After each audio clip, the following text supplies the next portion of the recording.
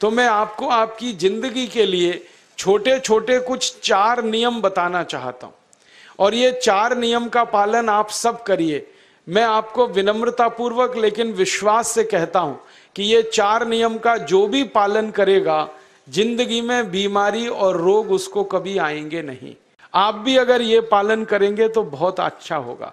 मैं भी करता हूं मेरे जीवन में। मैं पिछले 15 वर्षों से योग प्राणायाम करता हूं, उसके साथ कुछ नियम मैंने बनाए हैं, वो नियम का पालन करता हूं और वही नियम आपको बताना चाहता हूं। स्वामी जी पालन करते हैं, मैं करता हूं, हमारे लाखों योग शिक्षक करते हैं, और इन नियमों का पालन करने से हमको इतना लाभ हुआ है कि कभी बीमारी आती नहीं। 15 साल से मैंने हर बार मेरा बीपी चेक किया, नॉर्मल है, शुगर नॉर्मल है, ट्राइग्लिसराइड्स नॉर्मल है, कोलेस्ट्रॉल नॉर्मल है। पिछले 15 साल में कभी सर्दी जुकाम भी नहीं हुआ, गला भी नहीं बैठा, कभी हॉस्पिटल नहीं देखा, कभी डॉक्टर के पास नहीं गए, क्योंकि जरूरत नहीं पड़ी। और वो जरूरत नहीं पड़ी क्योंकि हम निरोगी हैं, स्वस्थ हैं। ये निरोगी और स्वस्थ होने के लिए आयुर्वेद की एक छोटी सी जानकारी आपसे मैं शेयर करना चाहता हूं।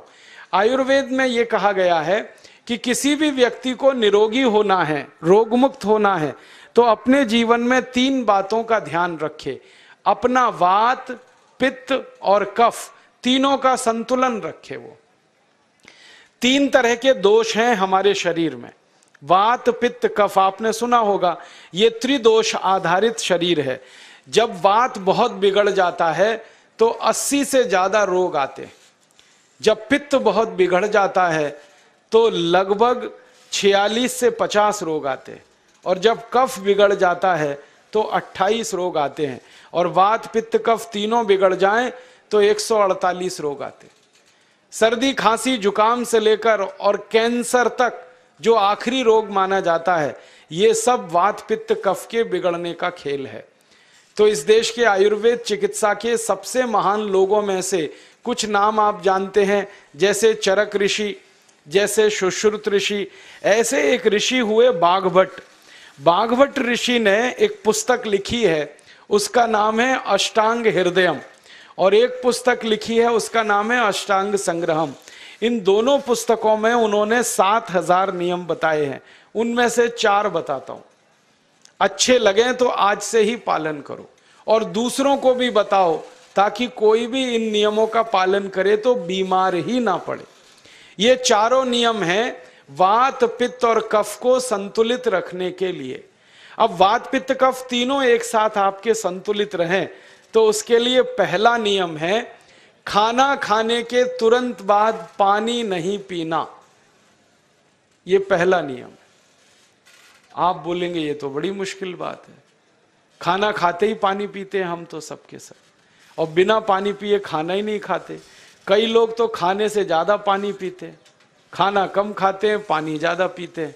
ये खाना खाने के बाद पानी कभी भी नहीं पीना, क्योंकि महर्षि बाघभट्ट कहते हैं भोजनांते विषम वारी, माने भोजन के अंत में पानी पियो तो जहर के पीने के जैसा है।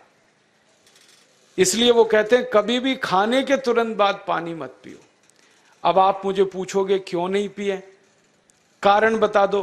कारण मैं बताना चाहता हूं सरल भाषा में। हम जब खाना खाते हैं ना तो पेट में सारा खाना इकट्ठा होता है। पेट में एक स्थान होता है, उसको हम कहते हैं जठर। संस्कृत में, हिंदी में जठर कहते हैं, अंग्रेजी में उसको एपिगैस्ट्रियम कहते हैं, हिंदी में कुछ लोग उसको आमाशय भी कहते हैं। ये जठर छोटा सा स्थान है। आपके पेट में नाभि है ना, उसके लेफ्ट साइड में बाईं तरफ छोटा सा स्थान है। सारा खाना आपका इसी स्थान पर आता है। जो भी आप खाते हो, रोटी, चावल, दाल, सब्जी, दूध, दही, कुछ भी खाओ, सब कुछ जठर में आता है। अब जठर में जैसे ही खाना इकट्ठा होता है तो उसमें आग जलती, और उस आग को कहते हैं जठर अग्नि। मिला के बोल देते हैं जठराग्नि। आप जैसे ही खाना खाते हो, पेट में जठर में अग्नि जलती है, वो अग्नि खाने को पचाती है। और अग्नि खाने को ऐसे ही पचाती है जैसे रसोई घर की अग्नि खाने को पकाती है। आपके रसोई घर में आप अग्नि जलाओ, उसके ऊपर दूध रख दो, दूध में थोड़ा चावल डाल दो, अग्नि जब तक जलती रहेगी खीर तब तक बनती रहेगी। आप घर में अग्नि जलाओ, उसके ऊपर पानी रख दो, उसमें दाल डाल दो, दाल की पकने की क्रिया तब तक चलेगी जब तक अग्नि जलेगी। ऐसे ही पेट में होता है, जैसे ही आपने खाना खाया पेट में अग्नि जलती है, और जब तक अग्नि जलती है तो खाने के पचने की क्रिया चलती है। जैसे रसोई घर में खाना पकाते हैं वैसे ही पेट में भी खाना पकता है, इसी को हम पचने की क्रिया कहते हैं, अंग्रेजी में उसको डाइजेशन कह देते हैं। तो आपने खाना खाया, पेट में अग्नि जल गई, अब वो खाने को हजम करेगी, पचाएगी। अब मुझे एक प्रश्न का उत्तर दो आप, कि जैसे ही आपने खाना खाया पेट में अग्नि जल गई और वो खाने को पचा रही है, तुरंत आपने गट गट गट गट पानी पी लिया, और खूब ठंडा पानी पी लिया, बर्फ मिलाया हुआ पानी पी लिया, फ्रिज का पानी पी लिया, क्या होने वाला है? अग्नि जलेगी कि बुझेगी? अग्नि के ऊपर पानी डालो तो अग्नि और पानी की दोस्ती नहीं है, दुश्मनी है। पानी अग्नि को बुझा देता है। तो आपने खाना खाया, अग्नि जली, पीछे से गटगट पानी पी लिया, अब अग्नि शांत हो गई, अब खाना पचेगा नहीं, तो वो पेट में पड़ा पड़ा सड़ेगा, और सड़ा हुआ खाना 100 से ज्यादा विष पैदा करेगा, और वो 100 विष आपकी जिंदगी को नरक बना देंगे, और जिंदगी भर आप बीमार पड़े रहेंगे। आपको मालूम है, कई लोग कहते हैं मुझे पेट में बहुत गैस बनती है। ये गैस उन्हीं को बनती है जिनका खाना हजम नहीं होता। कोई लोग कहते हैं कि मुझे पेट में जलन होती है, ये जलन उन्हीं को होती है जिनका खाना पचता नहीं। कोई कहते हैं कि मेरे पेट में एकदम गुम हो जाता है, फूल जाता है, ये सब वो लक्षण हैं जब खाना पचता नहीं। तो खाना पचेगा नहीं तो सड़ेगा, सड़ेगा तो विष पैदा करेगा, और वो विष आपको बीमार करेंगे। इसलिए महर्षि भागवत ने कहा, खाना खाते ही पानी मत पियो। समझ में आया? फिर आप बोलोगे कितनी देर तक नहीं पिए? कम से कम 1 घंटे तक। 1 घंटे बाद पानी पियो। आप बोलोगे जी 1 घंटा क्यों? ये जो अग्नि जलने की क्रिया है ये लगभग 1 घंटे तक ही चलती है पेट में, उसके बाद अग्नि अपने आप शांत हो जाती है, उसके बाद पानी पी लो। तो खाना अगर 10 बजे खाया तो 11 बजे पानी पियो, 11 बजे खाया तो 12 बजे पियो, 12 बजे खाया तो 1 बजे पियो, 1 घंटे बाद पानी पियो। अब आपके मन में यह सवाल आ सकता है कि खाना खाने के पहले पी लें क्या? हाँ पी लो, 40 मिनट पहले पेट भर के पानी पी लो। 10 बजे खाना खाना है, 9:20 पे खूब पानी पी लो, जितना पी सकते हो। 11 बजे खाना खाना है, 10:20 पे पी लो, खूब पानी पी लो, 40 मिनट पहले। आप और एक सवाल पूछ सकते हो कि अच्छा ठीक है, खाने के बाद पानी तो नहीं पिएंगे, कुछ और पी सकते हैं क्या पानी को छोड़कर? तो उसके लिए भागवत जी कहते हैं कि खाने के तुरंत बाद अगर पीना है तो दही की लस्सी पियो, मट्ठा। खाने के बाद अगर तुरंत पीना है तो फलों का रस पियो, गन्ने का रस पी लो, संतरे का रस पी लो, मौसमी का रस पी लो, अनार का रस पी लो। अब आप कहोगे ये सब महंगी महंगी चीजें बता रहे हैं, गन्ने का रस, संतरे का रस, अनार का रस, पैसे तो है नहीं। तो सबसे सस्ता रस है नींबू का ही रस पी लो, शिकंजी बना के पी लो, वो तो सबसे सस्ता है। तो खाना खाने के बाद या तो दही की लस्सी पियो या रस पियो। और एक तीसरी चीज है, दूध पी सकते। तो खाने के तुरंत बाद पीना है तो दही की लस्सी या मट्ठा, खाने के तुरंत बाद पीना है तो कोई फल का रस, खाने के तुरंत बाद पीना है तो दूध। पानी 1 घंटे बाद पियो। और अगर एक बात ध्यान रखो तो अच्छा है कि सवेरे खाना खाते हैं जिसको हम ब्रेकफास्ट कहते हैं, नाश्ता, तो फलों का रस पीना अच्छा, दोपहर को खाना खाएं तो लस्सी और मट्ठा पीना अच्छा, और रात का खाना खाएं तो दूध पीना अच्छा। जो लोग इस नियम का पालन कर सकते हैं जिंदगी में कभी भी 80 रोग उनको नहीं हो सकते। वात पित्त कफ तीनों ही इस एक छोटे से नियम से संतुलित रहते हैं। तो ये पहला नियम मैंने आपसे कहा। दूसरा नियम एक और है, और वो नियम ये है कि पानी कभी भी पियो, घूट घूट भर के पियो। जैसे गरम चाय पीते हैं, गरम कॉफी पीते हैं, गरम दूध पीते हैं, एक एक घूंट भर के, एक एक सिप करके, ऐसे ही पानी पीने की आदत डालो। ये मुंह में एक बार गिलास लगा लिया, गटागट उसको खाली कर दिया, ये तरीका गड़बड़ है। एक घूंट पानी, 2 घूंट पानी एक बार में उतना ही पियो। आप बोलोगे ये क्या चक्कर है? बात ऐसी है कि एक एक घूंट पानी जब हम पीते हैं तो मुंह की लार पानी के साथ मिलकर पेट में अंदर जाती है, और ये जो मुंह की लार होती है ये क्षारीय होती है, और पेट में हमेशा अम्ल बनता रहता है। तो एक घूंट पानी पिया, मुंह की लार इसके साथ अंदर गई, 2 घूंट पिया और ज्यादा गई, बार बार लार अंदर जाएगी तो क्षार पदार्थ पेट के अम्ल के साथ मिलेगा। पेट में अम्ल बनता है, मुंह में लार क्षारीय होती है। तो ये क्षार को अम्ल में मिला दिया जाए और ये अच्छे तरीके से मिलकर पेट में जाए तो कभी भी कोई व्यक्ति के पेट को अम्लता नहीं होती, एसिडिटी नहीं होती। और पेट में अम्लता नहीं होती तो रक्त में अम्लता नहीं होती, और जिनके रक्त में अम्लता नहीं होती उनकी जिंदगी में कभी भी वात पित्त कफ के असंतुलन की स्थिति पैदा नहीं होती। इसलिए पानी घूट घूट करके पीना। मैं आपको एक छोटा सा मेरा ऑब्जर्वेशन बताता हूं, परीक्षण। आप भारत देश में या दुनिया में कहीं भी जाओ, मनुष्य को छोड़कर पशु पक्षियों को देखना शुरू करो, वो पानी कैसे पीते।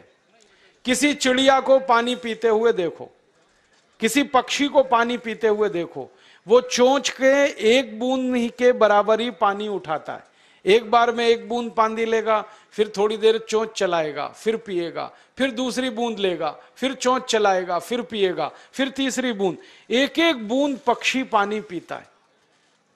कुत्ते को पानी पीते हुए देखो, चाट चाट के पानी पीता है। शेर को पानी पीते हुए देखो, चाट चाट के पानी पीता है। जितने जानवर चाट कर पानी पीते हैं, जितने पक्षी एक एक घूंट पानी पीते हैं, किसी भी पक्षी और किसी भी जानवर को डायबिटीज नहीं है, किसी को अर्थराइटिस नहीं है, कोई पक्षी ओवरवेट नहीं है, कोई पशु ओवरवेट नहीं है। वो सब स्लिम और ट्रिम हैं, क्योंकि वो इतने होशियार हैं कि पानी चाट के पीते हैं या घूट घूट करके पीते। अब मुझे ये हैरानी होती है कि ये पशु पक्षियों को कौन सिखाता है? वो अपने जन्म से ये ज्ञान सीख के आते। उनका कोई गुरु नहीं है, उनका कोई विद्यालय नहीं है, उनके कोई प्रशिक्षण शिविर नहीं लगते, फिर भी उनको इतनी अकल है कि पानी घूट घूट पीना। और हम ये मनुष्य जिनके इतने गुरु, इतने विद्यालय, इतने कॉलेज, सीखने वाले, सिखाने वाले, और हम मूर्खों के मूर्ख गटागट गटागट पानी पीते रहते। तो पानी पीने का तरीका बदल दो, घूट घूट भर के पानी पियो। ये दूसरा नियम है। तीसरा नियम है कि जिंदगी में कितनी भी प्यास लगे, ठंडा पानी कभी मत पियो। बर्फ डाला हुआ पानी, फ्रिज में रखा हुआ पानी, वाटर कूलर का पानी जिसका तापमान बहुत कम है, ये कभी मत पीना। क्यों? क्योंकि शरीर आपका गर्म है और पानी ठंडा है। अब होता क्या है वो मैं समझाता हूं सरल भाषा में। पेट तो गर्म है, अब इसमें ठंडा पानी डाल दिया आपने, तो अंदर झगड़ा होता है। और झगड़ा क्या होता है? या तो पानी पेट को ठंडा करेगा या पेट पानी को गर्म करेगा। अगर पानी ने पेट को ठंडा कर दिया तो पेट के ठंडा होते ही हृदय ठंडा होता है, हृदय के ठंडा होते ही मस्तिष्क ठंडा होता है, मस्तिष्क के ठंडा होते ही आदमी ठंडा होता है, और आदमी ठंडा होते ही राम नाम सत्य होती है। आपको मालूम है, जब शरीर ठंडा पड़ जाता है तो घर में भी नहीं रखते, निकाल के बाहर सड़क पर रख देते। जो घर आपने बनाया अपनी मेहनत से, शरीर के ठंडा पड़ते ही निकाल बाहर करते हैं उस घर में से, और फिर चिल्लाने लगते हैं, लेके जाओ, जल्दी लेके जाओ, इसको जला के आओ। माने ठंडे शरीर की इज्जत नहीं है। तो ठंडा पानी क्यों पी रहे हो भाई? बंद कर दो। कोई जानवर ठंडा पानी नहीं पीता, कोई पक्षी नहीं पीता। तो आप ये ठंडा पानी पीना बंद करो, सादा पानी पीना शुरू करो। और गर्मी के दिनों में बहुत अगर आपको तकलीफ है तो मिट्टी के घड़े का पानी पी लेना, फ्रिज का और बर्फ का नहीं पीना। ये तीसरा नियम है। और चौथा और आखिरी नियम है कि आप सवेरे ही सवेरे जब सोकर उठते हो तो सबसे पहले पानी पियो। जैसे ही आपकी आंख खुल गई तो पहले 2-3 गिलास पानी पी लो, उसके बाद आप टॉयलेट में जाओ। उठते ही पानी पियोगे तो 2 फायदे हैं। पहला फायदा यह है कि पानी पेट में जाकर बड़ी आंत को साफ करता है, और जैसे ही बड़ी आंत की सफाई होगी पेट पे दबाव पड़ेगा और आप संडास घर में जाएंगे, 2-3 मिनट में पेट आपका साफ हो जाएगा। जिनका पेट सुबह एक बार में साफ हो जाता है उनकी जिंदगी में कभी रोग नहीं आता। इसलिए सुबह सुबह उठते ही पेट साफ होना जरूरी है। और उठते ही पानी पियोगे तो मुंह की जो लार है वो पानी के साथ मिलकर अंदर जाएगी। सुबह पेट में एसिड की मात्रा ज्यादा होती है, इसलिए लार का पेट में जाना बहुत जरूरी है। इसलिए सुबह उठते ही पानी पीना बहुत जरूरी है। ये 4 नियम हैं आयुर्वेद के। पहला नियम, खाना खाने के 1 घंटे बाद पानी पीना। दूसरा नियम, पानी को हमेशा घूट घूट भर के पीना। तीसरा नियम, कभी भी जिंदगी में ठंडा पानी नहीं पीना। और चौथा और आखिरी नियम, सवेरे उठते ही सबसे पहले पानी पीना। 4 नियमों का पालन जो भी अपने जीवन में कर सकता है वो वात पित्त कफ तीनों को संतुलित रख सकता है। और जिसका वात पित्त कफ संतुलित है उसके जीवन में बीमारी नहीं आती है। और जो बीमार नहीं पड़ते हैं वो स्वस्थ और तंदुरुस्त और सुखी रहते हैं।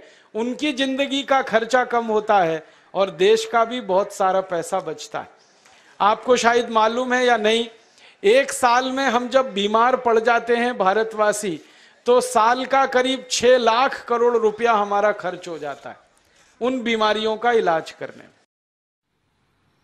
दोस्तों, सबसे पहले तो चैनल सब्सक्राइब करें, फिर लाइक, कमेंट और शेयर करें। और हाँ, हमारा एंड्रॉयड ऐप डाउनलोड करना ना भूलें।